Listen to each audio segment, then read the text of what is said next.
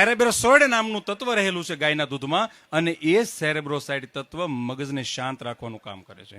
બીજું કોલેસ્ટ્રોમ નામનું તત્વ છે. અમે 10 દિવસ પહેલા અમે અમારા લેબની અંદર સંશોધન કર્યું. એ કોલેસ્ટ્રોલ નહીં, યાદ રાખજો, કોલેસ્ટ્રોમ નામનું તત્વ છે.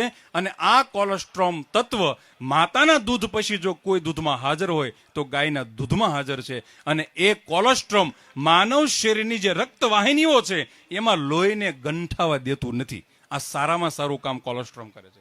એટલું જ નહીં, એમાં એન્ટીઓક્સિડન્ટ ગ્લુટાથિયોન નામનું તત્વ રહેલું છે. અને એ તત્વ માનવ શરીરની અંદર ઉત્પન્ન થતા કેન્સરના કોષોને મારવાનું કામ કરે છે.